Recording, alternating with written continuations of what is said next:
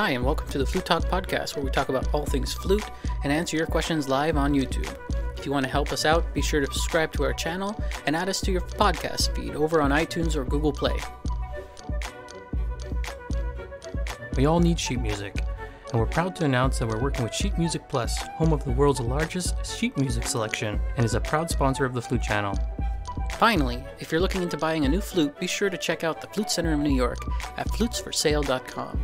With our code TFC at checkout, you'll be able to try up to 3 flutes or piccolos for 10 days, and whichever instrument you choose, you get an extended 18th month warranty on it. So be sure at checkout to put in the special code TFC at flutesforsale.com. Now on with the show. Hey everybody, welcome to the Flute Talk Podcast. I'm Nick. And I'm Amelie. Hi Lily. How are you? How's it good? Good. I'm good. How's everybody in the chat? If you guys have any questions or anything, leave it in the comment section. Oh, someone just subscribed. That's so awesome. Thank you, Daniela Andres, for subscribing. You guys are awesome. You get a little star if you subscribe. And many more things, I hope, like That's learning great. the flute. This is where we talk about all things flute. We catch up on some things that we've heard in the comment section. This week's topic is about favorite warm-ups, and we have a couple of favorite warm-ups that we kind of asked in our most previous video. Most recent of videos, which was the video that you did about how to get a clear sound on the flute, which is actually doing pretty well, and a lot of cool people said some cool stuff. So we'll start with that. If you guys have any questions about warming up, leave it down in the comments. Or if you have questions about anything, just let us know in the comments, and we will get to those as soon as we can. What do we got here? Oh yeah. I used to play, Ben Lee, he says, I usually played long tones and James Galway's warm-up to keep my embouchure similar as possible as I can. A few days ago, I realized my embouchure was too tight and not relaxed, so I'm focusing on keeping my embouchure the same. And also, I do the Taffanel and Gobert finger exercises. All pretty good stuff. I'm not very familiar with the James Galway thing. I probably have seen it. I don't know. I have no idea. I think it's a thing he's passed down to people, like his... Or maybe it's the when scale. People subscribe to his... oh yeah, that thing that he does. PDFs Maybe he gets or PDFs something. and stuff like that, yeah. Yeah. But Taffanel and Gobert, we all know. Well, if you don't know it already, Taffanel and Gobert, it's in the public domain. You can get the sheet music readily online, but he's one of the... Taffanel and Gobert were It's these... called... oh, yeah, it's part of a bigger book, here? right? But that's like the 7 big exercises. That's no, the 7, right? 17 daily exercises. 17 daily exercises. There's no And cover on it anymore. Yeah, it's very funny that they call it daily exercises, because who does that in one day? I think I really want actually, as a video, I want to go through the whole thing and see how long it takes. That would be quite funny. That'd be cool. If it took 2 hours or 3 hours, like all of it, Means everything it's a lot they of say. dedication. If you do that every day, you're Yeah, that's something. you have my admiration. You also have time. Like, But I think it's a lot of time. You know, who's got time for that? I think it's interesting. The comment you just read. Yeah. I like that he talks about, or she talks. I don't know. Ben Lee. I would assume it's a man. Ben. Okay. Yeah, So he talks about focusing on something. Being aware of what's going on, because I don't think it's got to do as much with with what exercise you do, but really being aware of how you are, your posture, Sure. your embouchure, where it's placed, if there's enough space between where the air goes out and where it hits the lip plate. If it's too close, it's not going to sound good. You have to keep it far enough. Totally. You have to keep a good distance between those two. Like, I encourage my students to play their whole register at least once before they start playing, just to feel. But the point of it is to feel where they are, and it's to be aware. It's a bit like a little meditation thing. Sure. More than what exercise you did and if you just went through it. So I like that person was talking about, I'm focusing on this, keeping my embouchure steady, or all those things. Yeah. No, totally. I agree. Hi to Martu, Matthew, Abby, and Robert. All these people who are here in the chat today. Nice to see you guys. We were a little late today, but we're here. Yeah, and that's great. And we're ready. Roger Moore says, I have to check my pitch to make sure I am in tune. I know I'm a bit out of tune in the tuner. Oh, I have to practice. I have a practice place that is not consistent. It's scattered. I'll start right from the beginning again. Okay. I have to check my pitch to make sure I'm in tune. I know when I'm out of tune, but need to use a tuner to check. I have a practice place that's not a constant temperature, and it gets warm and hot sometimes, and it affects the pitch of my flute. I work, in terms of working on what I warm up with, I work my way up the scale, and he's pretty confident with his high B flat, but want to get up to the C, because when playing C on a major scale, I don't want to stop at A or below it, A or B below it. You know, so when you go all 3 octaves, you know, he stops like, you know, like. Yeah, definitely. That's a good goal to have. Get that C, you know, that the high C is very easy to play on the flute. But yeah, temperature is going to affect also the intonation. Oh, 100%. But 100%. Yeah, it's about also, working with a tuner is good because it gives you a visual cue of what's going on. But you have to make a connection between what you see and what you hear. That's the point of it, to be able to be aware that, oh, it's going down. That's what it sounds like. It shouldn't sound like that. What should it sound like? And then you do it again. And then, but practicing also with drones and stuff like that, so you can also feel what it is to be in tune and out of tune, because practicing is also about making mistakes, you know? It's a time to even play out of tune on purpose if you need to, just so you really feel, oh, that's what it feels like. Yeah. But playing with a drone, which is just a note that you, like, you got that my there. tuner does it, but I'm sure you can find. Yeah, it doesn't have to be a real sound. It's really just the actual frequency. That's a E flat, you know? That's the frequency. Yeah. So you can play your E flat scale on it, and then try to hear each interval and how it sounds and everything. Yeah. That's also a good way to practice intonation, and then playing with others. Yeah. But I feel, personally, I don't know how you feel about that, but when I overthink intonation and I become nervous about it, I start being out of tune.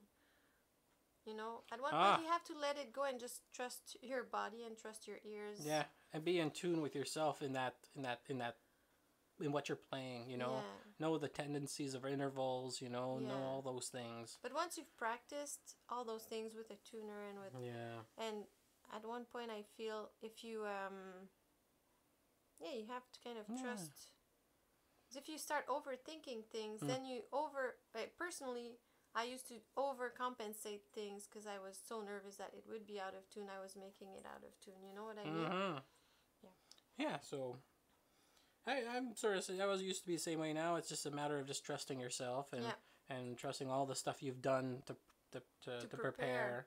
And I guess picking at something like that, maybe it comes with time. Some people get it early too, but I mean, like, there's no, like we were saying in the car, there's no pre-planned route for success. No. You know, so whatever might work for you might not work for somebody else, but express each other's ideas, so we never know. So yeah. What else?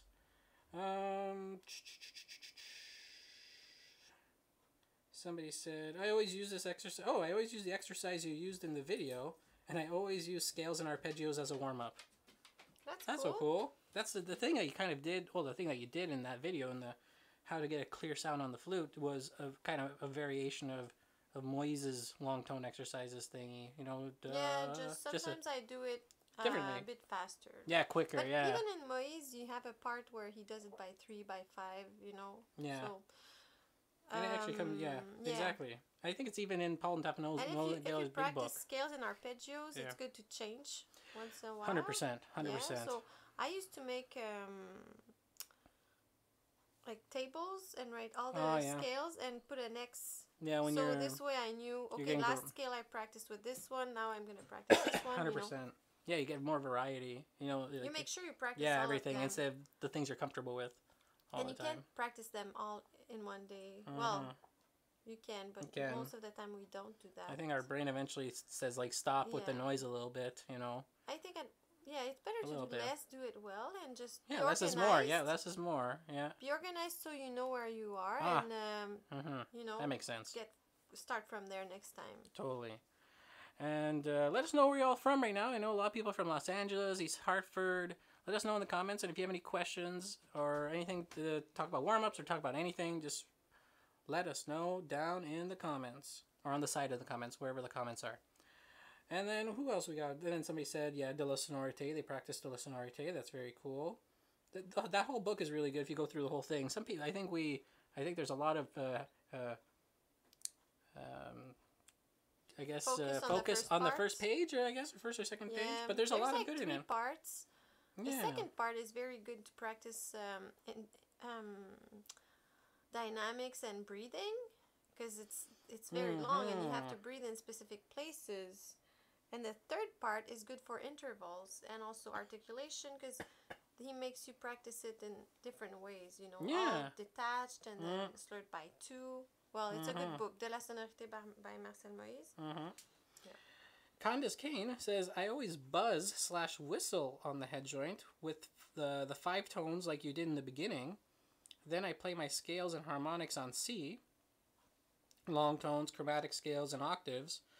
Almost everything on your 5-minute warm-up for flutists in a hurry sheet. I actually do have that in my music folder, and sometimes I use that too. Yeah, it's kind of that sheet music you have on the website, on the flutechannel.com website. It's pretty interesting. You can get that for free there. It's a nice 2 pages of like really interesting stuff. That's my thing when I'm in a hurry. Yeah, because I try to have a little bit of everything. So I don't warm up all the time when I play, but if I have something important, I want to make sure I sound good, I tend to warm up more. But I try to do a little bit of pure sound, you know, just sound. Then I add dynamics, a little bit of fingers, so like chromatic scales, stuff like that.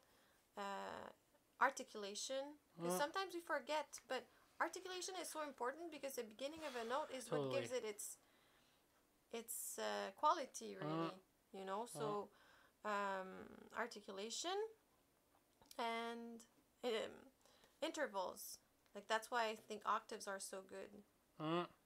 Harmonics are amazing. Harmonics are amazing. Harmonics are so good. They're so undervalued, underappreciated. Harmonics. Yeah. We should definitely make them. I think we have a harmonic video. Maybe. If we don't, we should make one. And it's so important to know what to focus on, and that's why it's good sometimes to take, even if it's one lesson or go in one festival, or so someone can look at you and say, "Oh, there's this thing," you know. And then you'd be like, "Oh, I never never even thought about working on that." Because very often we're not aware.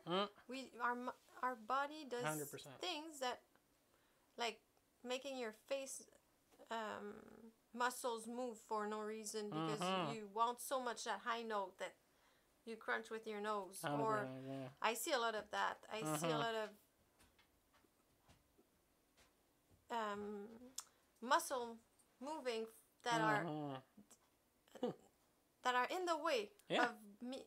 It's a movement that is not only not necessary, but is detrimental to the sound, and people are not aware, and that's why it's good to have an outside perspective sometimes of someone who's good at doing that and aware, and be able to so that you can become aware, because that's, for me, that's what a lesson is for. Like, that's what a teacher is supposed to do, make you aware of what you're doing, because sometimes we're not. Very often we're not. Like, we don't feel our body the way it's going in space, you know. And it's a lot about that, I think. Letting things happen without trying to control them so much, because when we try to control so much, that's when muscles start being crispate, like being tensed. Yeah. And they get in the way of the result that we're looking for. Guy here wants to know, they've been playing for about 7 months, but they're struggling to get a clear tone when switching octaves. It just sounds off.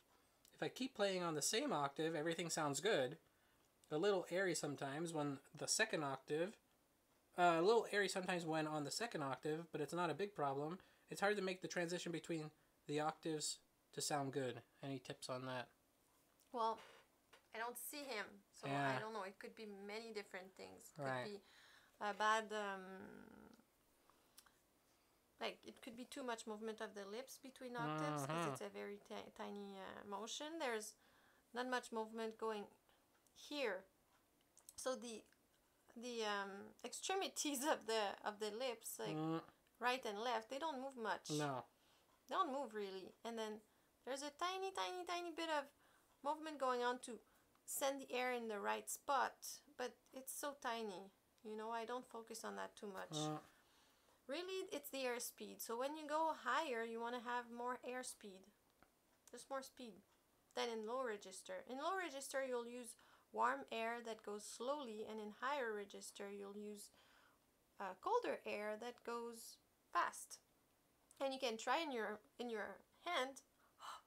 You do cold, you do warm, and it's, you know, it's slow, and then fast, it's cold. And then once you can change angle, you can change the speed, then you can do it on your flute. But usually people work too hard. What I see is people moving too much outside. What is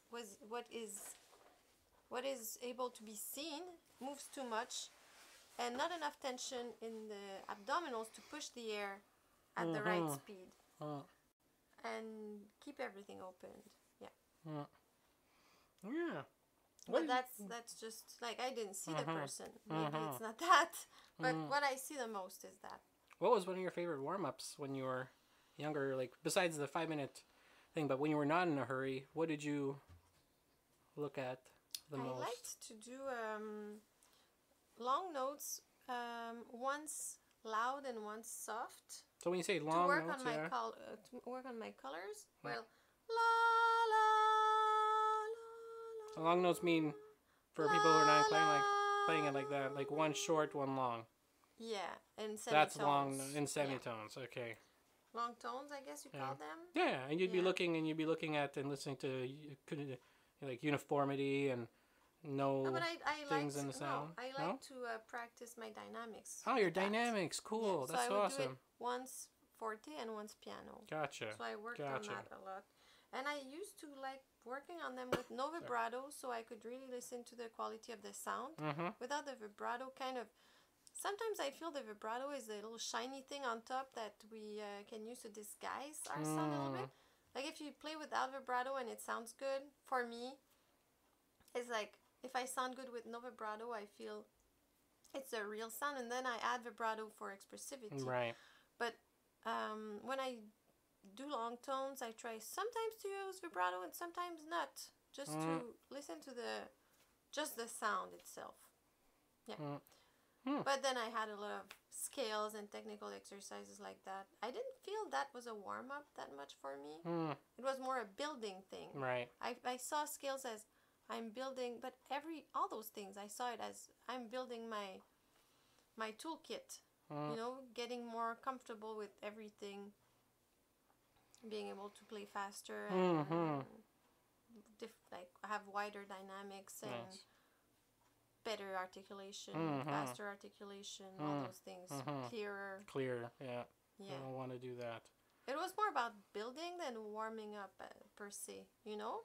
Laying a foundation, I guess. Yeah, building my technique. Yeah. Robert Cowles, he wants to know, is there a way to play high register without increasing the airspeed? I don't think so. What do you think?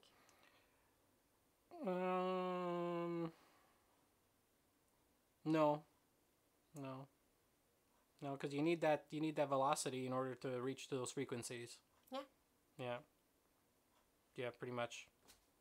Yeah. You could maybe when you change the aperture, that also has an effect on the airspeed and all those things. So it's not only with your abdominals that you can do it, but you have to do it. The thing is, you need some resistance somewhere, and since the flute is an open instrument, the resistance is there's none. The instrument doesn't give you a resistance, so you have to make it yourself. So it's easy to just forget to put resistance. And what happens is very often people put resistance in their lips and their throat, which are bad places to put resistance. Where you have to put resistance is in the belly, where you have your abdominals.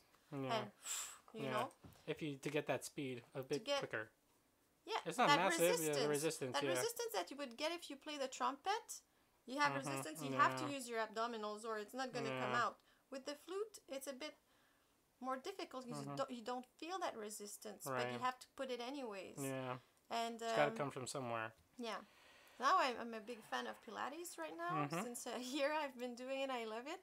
And they talk a lot about the core and engaging your core all the time, engaging your core in your daily life. It's really about not just about an hour of exercise there, but how you maintain your body while you're doing anything in life. Well, how you stand and all those things, and it's a lot about the core. Mm-hmm. But engaging your core when you play the flute, it's like that's very important, because that's how you sustain your sound, really. Yeah, it's interesting. Yeah. Huh. So we're lucky in a way, because then we work on our abdominal, our deep abdominals, and they're good for a good posture and the back and everything. So yeah. Yeah, that's it. I think you need airspeed. Airspeed, yeah, it's key. Yeah. And once you start feeling that resistance that's not really there, that you have to imagine and put there, first times I felt it, I was like, what? I have to play like that all the time? I'm going to be so tired. Yeah, you're going to be exhausted, you get used to it. But did you feel like that when you started feeling it? Yeah, or am I bit. the only lazy one who was like, that's a lot of work. I'm not sure I want to do that. No, it was fine. Yeah? Yeah. Okay, I was lazy. I'm gonna be tired. No, it was a new sensation, definitely. Yeah. But like, it's something that eventually you develop the muscle capacity to do it, right? Some people have it already a little bit, I guess. But think about it anymore because it becomes second nature. Yeah. And it's not like I have to think about it nonstop. Yeah. And that's the thing that, for people, I think it really is, it's just the thing that keeps things not out of pitch. It keeps that note steady. That's what's working down there, is keeping that velocity and that, not velocity, but even, that velocity, but that tone. So you play a tone, there's invulnerabilities in it. It's not necessarily vibrato. It's actually the thing down there not keeping that air even throughout, So just to kind of clarify even more. But yeah, it's very interesting. So this is about the halfway point. If you guys have any more questions, just let us know. We're just going to let everybody know about our future things that we're going to be doing. This will be probably the last Flute Talk podcast until about December, but we're going to have just practicings every weekend. Catch up on some stuff, some really cool things that we're going to be doing, and some new videos and stuff. And also, we have the Flute Center of New York. If you guys are looking for a flute, we have a deal with Flute Center of New York at flutesforsale.com. You can try up to 3 or 4 flutes if you use our code TFC. This is a great opportunity because they have the world's largest selection of flutes, piccolos, altos, used section 2 and new. Both the head joints, whatever. You give the code TFC on the telephone, or you can go on their website, flutes4sale.com. And you get in contact with them. They're all flutists in there. They all know a lot about flute. They can help you out. Just use our code TFC, and then you can get that deal that you can try out up to 3 to 4 flutes sent to you for 10 days. And then you also get a extended warranty as well once you select the flute that you want. And yeah, it's really awesome. It also helps us. Yeah, so you're definitely you're helping us keep this all up and keep this thing going. We've had a lot of flute players already buying flutes, and we've been so happy for them. Oh yeah, totally. And and it's really grateful. Also, we're very thankful for that. And also patreon.com is also another place. If you go patreon.com/theflutechannel, you can go there and donate as little as $1 or $2 a month, and that helps us make more videos. There's little perks that we're working on right now that we're going to be adding to that site right now. But if you start early, you're definitely going to be helping us out in that manner as well. And then finally, we also have you have flute lessons online. You just had a lesson this morning that you did online. Yeah, and I'm giving another one tomorrow. Tomorrow, morning. Yeah. So totally. So you can have lessons. Yeah, it's great. You can do. I love it. Yeah. And I have very good comments. People tell me, and I can hear it. There's huge progress, very fast. And I thought maybe, it's not going to be as easy as in person. I don't see it. No, definitely. A lot of them progress. All of them progress, in fact. It's pretty easy to adapt because you see pretty well. Like, if there's enough light, of course. Yeah. Be well lit. Be well lit, but I can see, I can hear, and then usually, sometimes I feel it's almost better than in person because you have the camera there, because in person Yeah. sometimes I'm on the side, but Sure. then I'm really looking at their Totally. face. I'm Absolutely. really looking, so I see pretty much everything, and it's very cool. Like, Yeah. people have progressed a lot. Totally. People have told me that for years they were trying to play in the high register, let's say, and after 1 or 2 lessons with me, they figured it out, you know. Totally. So that's for me, it's very gratifying. It's fun. I Yeah, love it. and it's gratifying for them because they get Yeah. to progress, you know. Yeah. So yeah, you can contact us at info@theflutechannel.com. So info@theflutechannel.com. You can have one lesson. You can have a half-hour lesson. You can also have package deals. We have package deals for 4, 8, 12 lessons. And that way you can get yourself nice and sorted and work with Lily. And it's really a lot of fun. I think that everybody has been doing it. Has had a great time. So yeah, info@theflutechannel.com. Okay, back to our questions. Mauve says, how do you play longer phrases in the higher register without running out of air?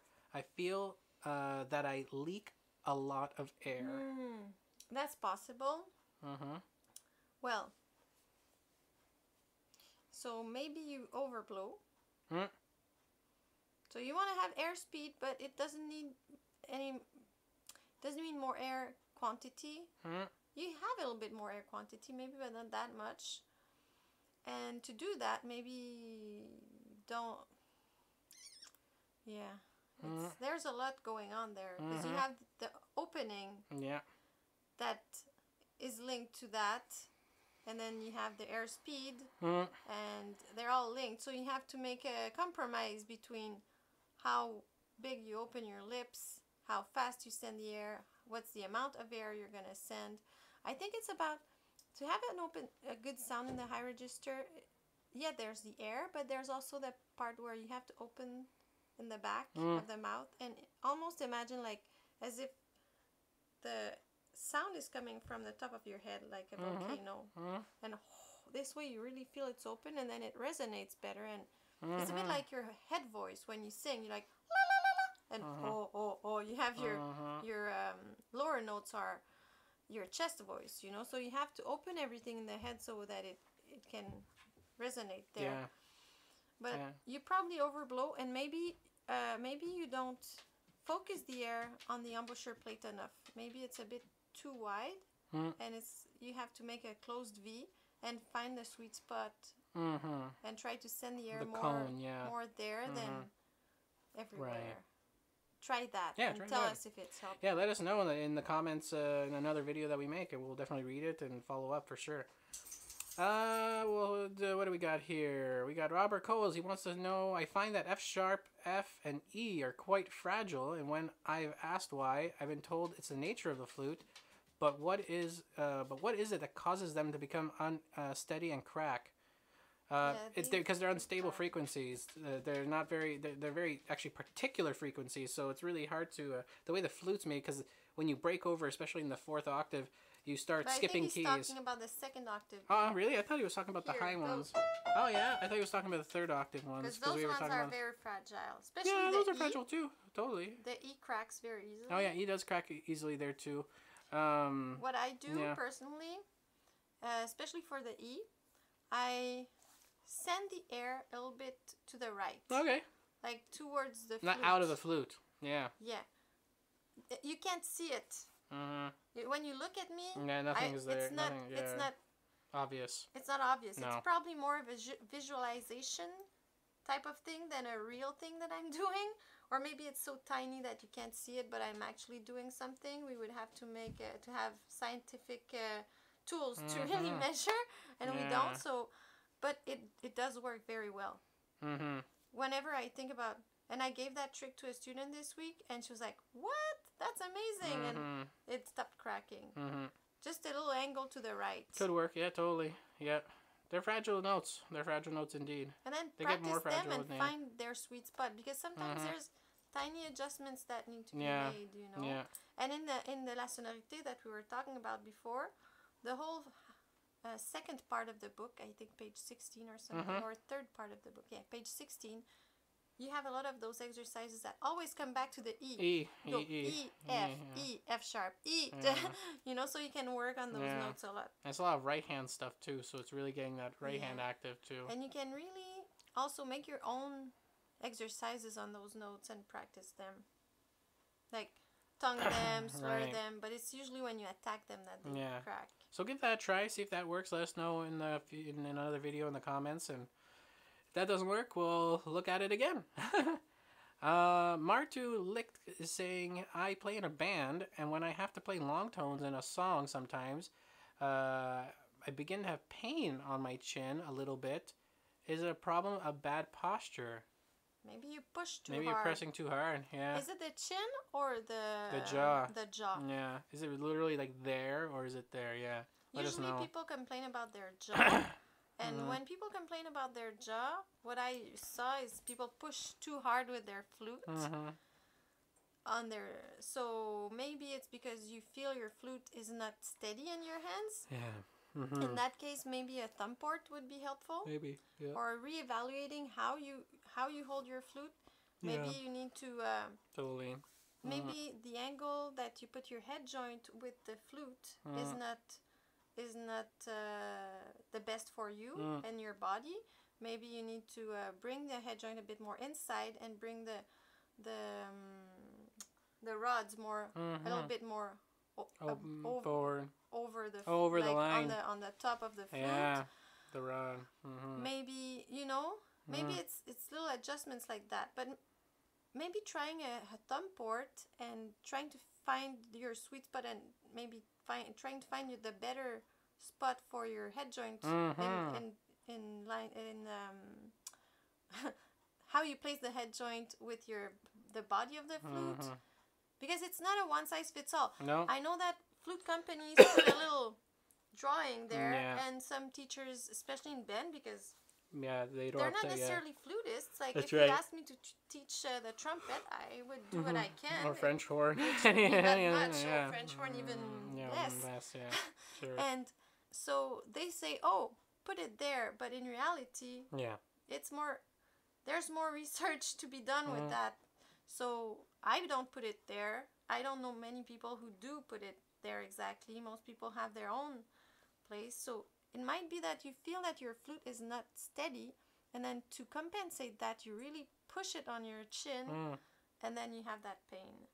And by steadying the flute, maybe you won't have to push that hard, and everything else will get better.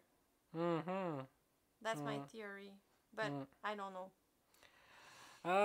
Black Days says, hey, I got my flute 2 days ago, and I only need help with one thing. How do you blow across the flute? How do you blow across the flute?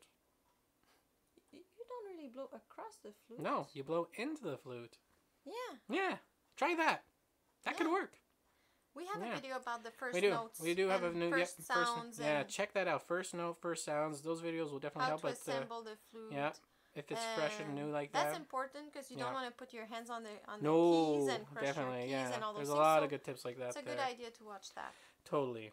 Try thinking about blowing down in the flute though instead of across too. Yeah.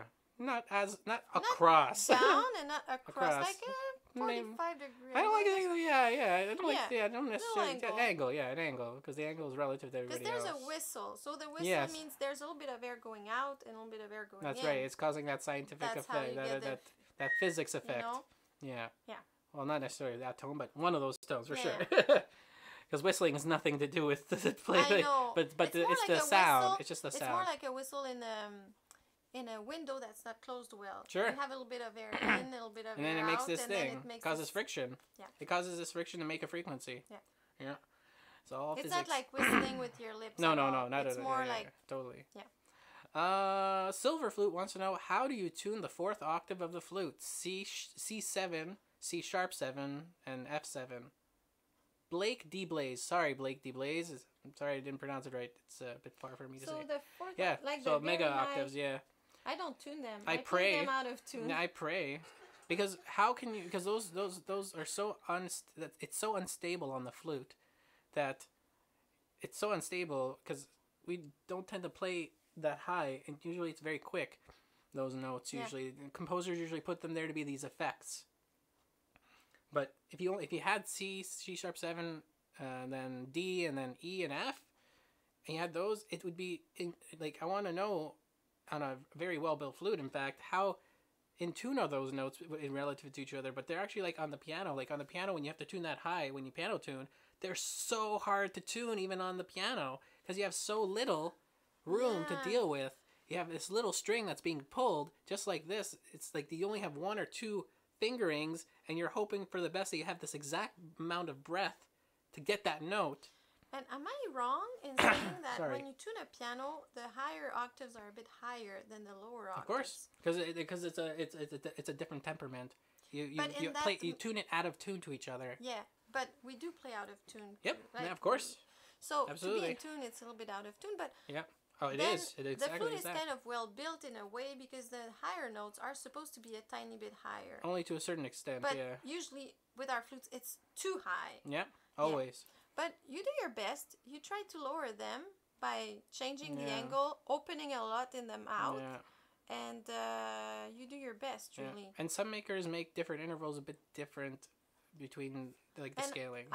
There's like Cooper scale and all those things are different. I have done before, like, let's say I have I don't do it very much anymore, but when I was younger, let's say I had a very soft second movement, I would pull in a little bit because I had more difficulty controlling the intonation, and then I would have the third movement very loud and high. I would, pull in and out. So I would pull in a little bit for the slow movement and then pull out a little bit for the fast movement. Tiny bit, but increments, to help me with that. Yeah. But practice with a tuner and try to open a lot and send it more inside, more low, and also experiment on those high notes and what fingerings. There are actually multiple fingerings for different flute makers for each one of those notes. Some for C, it's that it's 3 fingers that, and then maybe the D trigger or sometimes the B flat trigger. Sometimes you can add a finger or add. You add a ring. A ring. Yeah, ring without, means pressing without fully compressed. If you have an open hold flute. Yeah. And then you can lower a little bit like that. Yeah. So there's different ways you can. There's different types of fingerings. I think there's a lot of books that have that. There's even a good website that with all the alternative fingerings that have been figured out on most of the flutes. But sometimes those even handmade flutes can't get above D. They D and that's it. They can't play E, they can't play F, but I've never seen E or F in music. So I've had one D sharp in Kagel. Yeah, I've seen D sharps a lot. He's a German composer. Yeah, I've played D sharps. D sharps are that's around. It. I played one D sharp. Yeah, D's are like normal. You have it in Prokofiev and in Prokofiev. Yeah, Prokofiev and in Prokofiev. In his symphonies, I mean, they're in there too. Yeah. And stuff like that. It's rare. But it's rare. There's a lot of C. There's a lot of C sharp. In a lot of stuff. Not a lot. Yeah, there's some C's and some stuff. Yeah. But not much. Like in like the norm, like It's not like we play that all the time. No, that's the thing. So when you have you should know them. But I mean, like I've only heard one person in my life be able to play scales up to D sharp, and that was abnormal for me. It was abnormal to hear, but the flute was, I think, pretty well made, and it was on a Cooper scale flute, so it wasn't like my flute, how it was built. It had a different temperament, so it was able to, I guess, play those notes a bit easier. Yeah. Yeah. But even it sounded, when I changed my head joint, some harmonics were more difficult to get out. But I love the head joint. Right. But they all have their, like you said. Yeah. Robert wants to know, can you play us an example of beatboxing on the flute? I'm not very good at that. I'm okay, but I'm not very good, and I have a cold. But I know it's like. Yeah, they're like. There are different sounds. Yeah, there's a lot of resetting on the embouchure, like the way Greg Patillo does it. He has I think he was really perfected the whole resetting of his embouchure because. Yeah, that's pretty much. Yeah, it's pretty cool.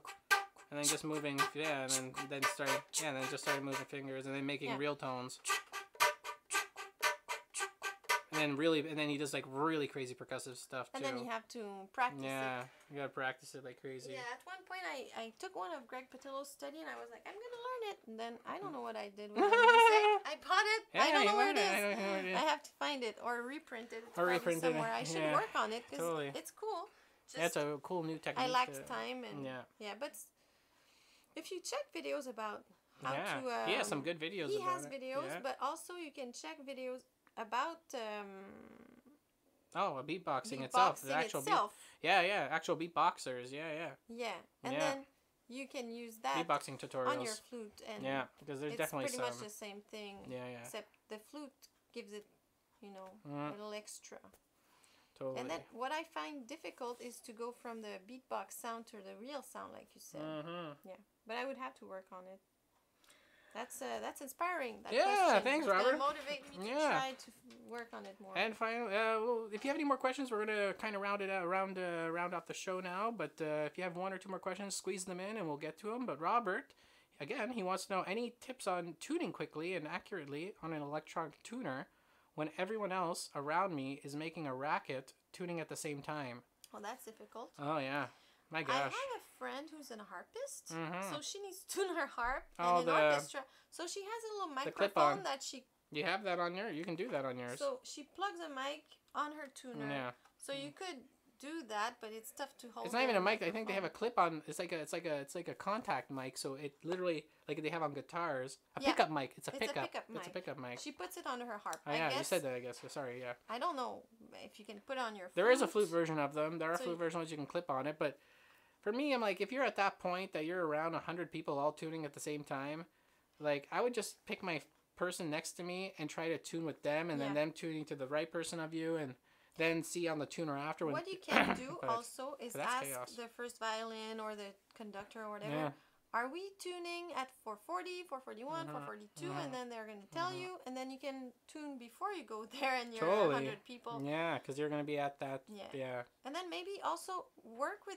drones to play in tune with drones. Yeah, drones help.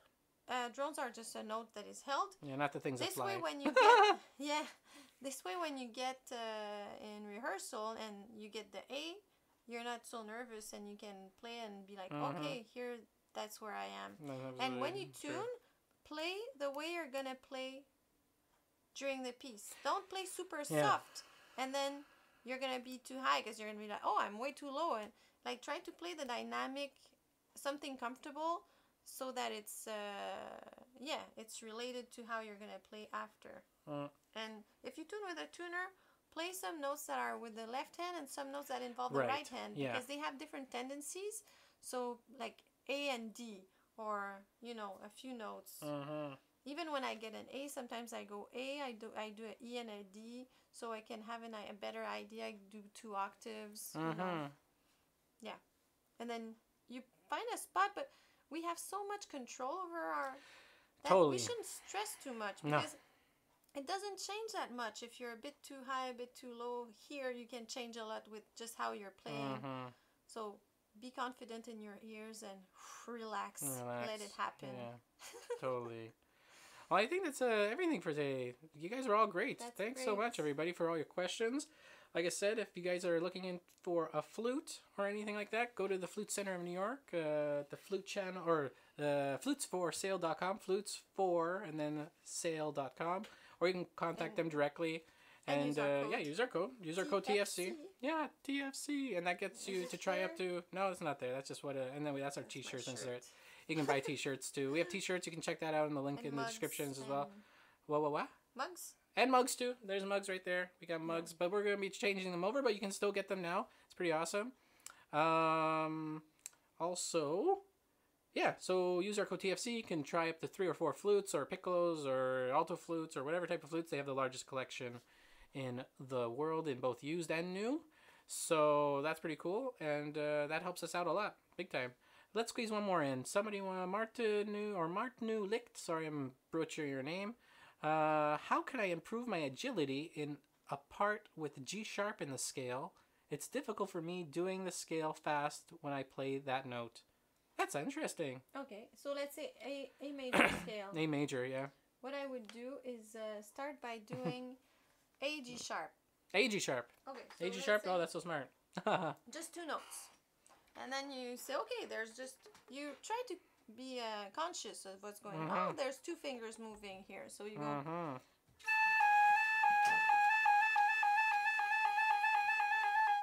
And then F sharp, G sharp. have two fingers moving. One is going up, one is going down.